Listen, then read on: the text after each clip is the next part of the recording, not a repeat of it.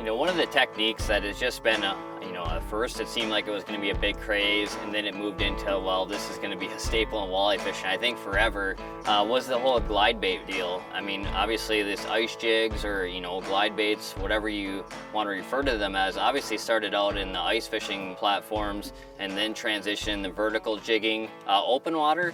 And now I've really transitioned into the next level of casting these baits. And obviously the traditional glide bait is very heavy when it comes to these 7 centimeter to 9 centimeter baits here. You're talking 3/4 of an ounce up to, at least 1 ounce. This particular one here is 1 ounce and 3/8. So a very heavy bait.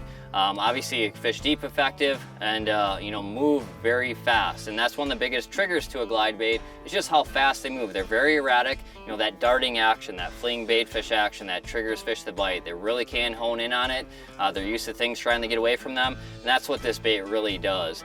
But one thing this bait was really missing is just your applications in either cooler water or slower fall rates. If I wanted to fish this bait slower or shallower, I had to go to a smaller size, and it might be down to maybe only a little couple centimeter size to fish it slow enough. And it's a lead or a zinc based bait. But one bait that I've really grown to love and has more application to it is a snap jig. Now what a snap jig is basically a lead head jig style bait with a fin on it. And so this bait does very similar things to a glide bait does. And basically the biggest thing is we can change either plastics, we can change weights, but we can keep the same profile. And so on this particular one here, I have a 4-inch gulp minnow. And so one of the main things with this snap jig that I really like is obviously we can change tails, we can change colors, but one of the main things is rigging with this bait. Just like a crankbait, it needs to be tuned and it needs to be rigged right. One thing you don't want to do with this bait is rig it if you want it to glide a lot and travel a long distance. You want to rig it with plastics or tails that have a 0 resistance or very minimal resistance like this minnow does here. Another one of my favorite ones that I like to rig is the champ minnow. It's another very streamlined bait. The last thing you want with this bait is for it not to be perfectly straight. So the first thing I always like to do is match this bait up alongside of the plastic that I'm going to use, and where that hook comes to the top of it, the first thing I do is pinch it between my fingers and just take the hook point and just give it a little bit of a rip there, and that's going to give me a target point to get that point of that hook to come through.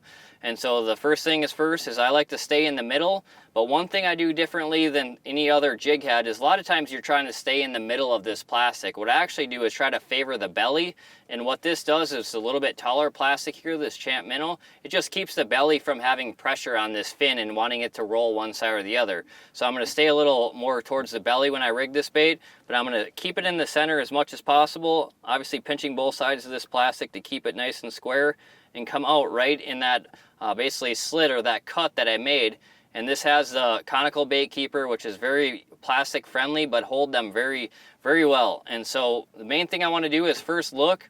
I'm going to look straight up and down that bait, right down it, to make sure it's straight. And that's the first thing. I mean, if this takes a couple of tries, that's the difference. You want to make sure this is straight. And the first thing I do, everything looks nice and good and square here. And then I always just drop it over the side of the boat in the water and basically just check it. What I want that bait to do is on a slackline pop, I want it to dart to the side and then come back, dart to the other side. What I don't want it to do is just kind of go up and flip over backwards and come down. Usually if you have any sort of kink in it or a little bow in it, that's what it's going to do. But just like anything, like a crankbait, checking to see if it's tuned. That's what I'm doing with this snap jig here. So this is one of them. This is the 1/2 ounce size, probably my favorite size for fishing, I'd say 25, 30 feet or less, up towards of that, 10, 15 foot range here. But these come in multiple hook sizes. The 1/2 ounce comes in a 3/0 size, which I have here for fits this champ minnow nice. But then it comes up in a 5/0 size as well in the 1/2 ounce for your longer fluke style baits. But moving on down, another tail that I like with the snap jig, especially in the smaller sizes, you obviously can see it's proportionate with the hook that I have on here, but this is a twitch tail minnow.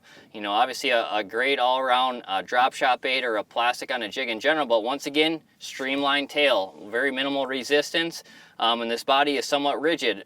This is another one of my favorite tails. Usually when I drop down to 3/8 ounce or less, this twitch tail minnow is probably one of my go-to shapes here that I like to rig on the snap jig.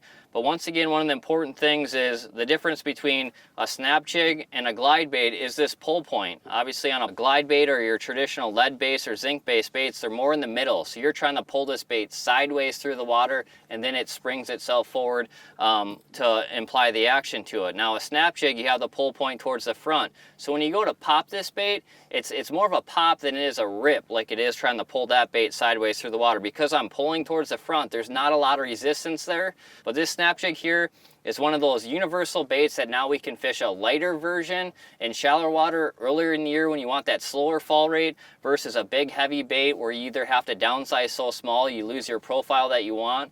And so to me, the snap jig has a more versatile, almost year-round approach to it, with obviously we can maintain profiles and obviously weights to match whatever fall rate we may want. So when it comes to working this bait here, first and foremost, the first thing I want to do is when I make my cast, I want to get the bait to the bottom. And so once that bait hits the bottom, the most important thing for any glide bait, snap jig as well, is when I go to rip this bait, I want to do it on a slack line. And so when that bait hits bottom, I just don't want to pull. What I want to do is basically slingshot that bait. What I mean by that is I drop the rod tip and give it a little snap. Basically load the rod up, let the rod fling the bait forward, which also gives the line slack after it releases, which gives that bait that darting motion where it allows it to basically go to the side. If I just do a straight pull, I'm just pulling that bait forward and then kind of springing it a little bit, and it just doesn't near glide through the water like it does with basically a slingshot effect with that slack line snap. A lot of times with the snap jig, like some other glide baits, is this one's a little more erratic. It's going to go backwards or straight up sometimes to go to the side. It's not your traditional just walk the dog kind of glide bait. And so it's a little more erratic, which middle of summertime is a lot of times the difference between a lot of these glide baits is how erratic they are. And let's face it, the more erratic they are in the summer times, a lot of times is the more bites you're going to get. Kind of the main type of areas I like to, throw a glide bait, or especially the snap jig here, is a lot of those hard bottom areas, those high percentage areas. I would say if it's a point, maybe it's the biggest boulders on that point, just really that high percentage area that's going to concentrate that feeding pot of fish. And in this particular situation, we have a bunch of big round boulders on this, basically break line. And so it's mostly gravel, sand, but there's a few pods of these bigger boulders, and that's what I'm casting to in this situation. But a lot of times, it's just that big rock. It's rock of some sort, hard bottom areas. In very few situations, one thing that the snap jig has kind of opened up that glide baits haven't been able to go before is that vegetation. Obviously, this fleeing bait fish, very erratic action in the summertime or just any time in general is a good fish catching action throughout the whole summer. But with the snap jig now, with obviously just a single shank hook, and you're snapping this bait, if you do get some weeds, you can give it a couple more pops, obviously more erraticness, but you can fish this near or around vegetation, unlike a glide bait with a treble hook and a hook in the back and the front, and that's just the last thing you want to cast into a clump of weeds. And so with the snap jig here, it's kind of opened up a few things that glide baits haven't been able to go before, but probably the main thing that I generally fish this around is those hard bottom or bigger rock areas. When it comes to snap jigging, or any glide baits for that matter, one thing that is very important is your rod and reel setup. And to me, the most important thing you don't want to do is you don't want to have to fight your rod to imply action to the bait any more than you have to. Obviously you want some give in your rod, obviously, to fight the fish, but you want a faster action rod, just so that way when you go to imply action to the bait, you're not loading up the rod so much where you have to keep exaggerating your movement just to make up for what the rod is giving.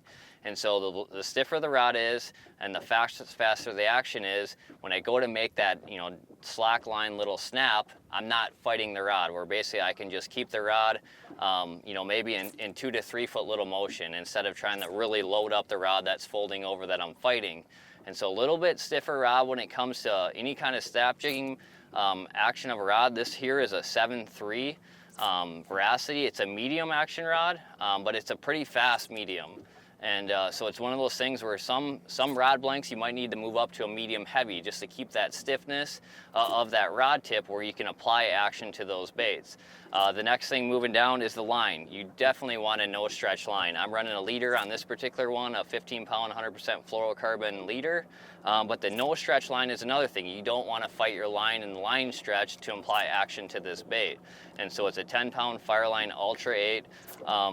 No stretch line. Now coming down to the reel, I think one thing that's really important as well, if it's ripping any kind of bait for that matter, I'm moving this bait with the rod. I'm not moving it with the reel. And so this is a Revo Rocket, a high speed, high gear ratio spinning reel where basically I can do one full revolution of this reel and pick up the line I just snapped. And so it's one of those things where a lot of times people don't think about gear ratios when it comes to spinning.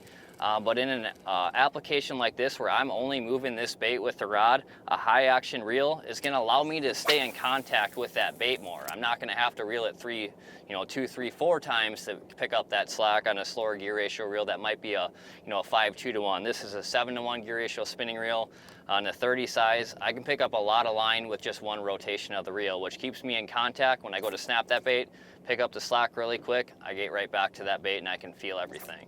So it's very important your rod and reel setup and obviously your line choice when it comes to any kind of snap jigging or glide bait type techniques.